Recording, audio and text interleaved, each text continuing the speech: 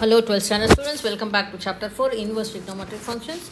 Today we are going to see inverse functions. To construct the inverse of trigonometric functions, we take an interval small enough such that the function is 1 to 1, okay, and in the restricted interval, and the range of the function restricted to that interval is the whole range. Okay, in this chapter we define the inverse trigonometry. We will go into the detail below. First we'll see the graph, how to draw the graph. What is the graph? Assume that f is a bijective function and f inverse is the inverse of f. Then y equal to f of x if and only if x is equal to f inverse. So here they are given y equal to f of x, isn't it? So when you keep x that side and bring this f to the other side, it will be as f inverse of y. Okay.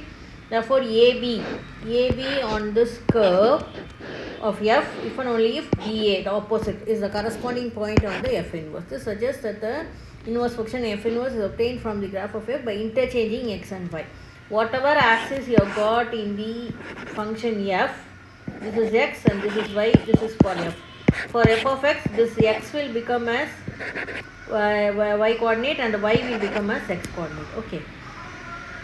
So it is nothing but the f inverse is the mirror image of the graph of f in the line y equal to x, or equivalently f inverse is the reflection of the graph of f, okay, in y equal to x. Okay, let us see the sine function and the sine inverse function. Let us recall the function is a function with r as its domain minus 1 comma. We know for sine it is maximum is 1 and minimum is minus 1 below. Okay, that's range, and therefore we write y equal to sin x and y equal to sin inverse x, or y equal to arc sin x to represent the function. Here they given the graph and they have plotted the points and they given the graph, and you know this height, maximum height is the amplitude.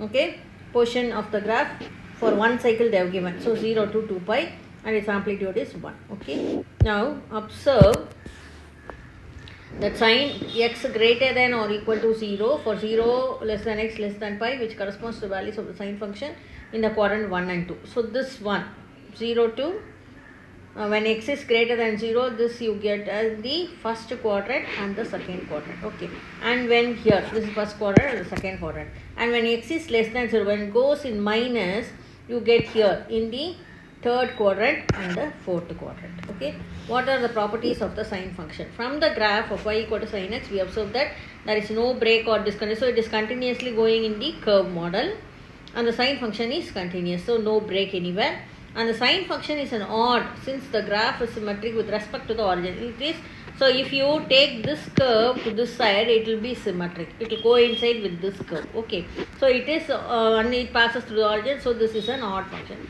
So sine is an odd function. Okay, and the maximum value of sine is 1 here, 1 at where pi by 2, 3 pi by 2 and so on, and this side when it comes it becomes as minus pi by 2 minus 3 pi by 2, and the minimum value minus 1 you will get below minus pi by 2 minus okay, this side will come minus. Okay, so in other words, minus 1 less than or equal to sin x less than or equal to 1 for all x belongs to R. What about the inverse sine function? Inverse sine function for minus 1 less than or equal to x less than or equal to 1, define sine inverse x as a unique number y in the closed interval minus pi by 2 to pi by 2, such that sin y equal to x. In other words, the inverse function sine inverse is from minus 1 to 1 to minus pi by 2 is defined by sin inverse of x equal to y if and only if sin y equal to x and y belongs to minus pi by 2 Wherever we talk about the inverse function, we should remember the sine is from the radian to the number, whereas sine inverse is from the number to the radian. Okay, so what is the principal domain? The principal restricted domain minus pi by 2, this minus pi by 2 is called the principal domain, okay, of sine function, and the principal value is here minus 1 less than or equal to x less than or 1, known as the principal values for the function y equal to sine inverse x. So from the definition we have what do we observe here? Y equal to sine inverse if and only if x equal to sine y. For minus 1, the same thing they have repeated, and sine of sine inverse equal to x if determinant x is or modulus x is less than or equal to 1 and has no sense when it is greater than 1. So it does not exist when it is greater than 1, it is only up to 1 and minus 1. And sine inverse of sine x equal to x if minus pi by 2 less than or equal to x less than or equal to pi by 2, notice sine inverse of sine 2 pi equal to 0 because that 2 pi does not exist. Okay, for 2 pi it is 0. And sine inverse of sine x is pi minus x. So these two conditions you have to remember here this only you are going to use in the problem. Pi minus x, if pi by 2 less than or equal to x less than or equal to 3 pi by 2. Okay.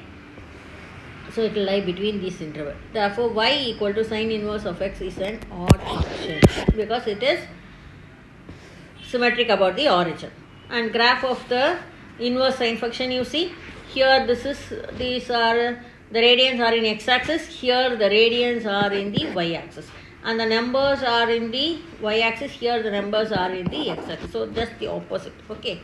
So they have plotted and the graph is like that. And this is also an odd function. It passes through the origin, so it's symmetric. So this can be drawn like this, and when it comes up, it will coincide with this curve. So this is symmetric about the origin. Okay. So sine inverse is minus 1 to 1 here, minus 1 to 1, and it goes to pi by 2 to minus pi by 2, and x in the interval minus 1 is an input, gives the real number y in the interval minus pi by 2 to pi by 2 as output. So it passes through the origin and symmetric with respect to the origin. Okay, odd function.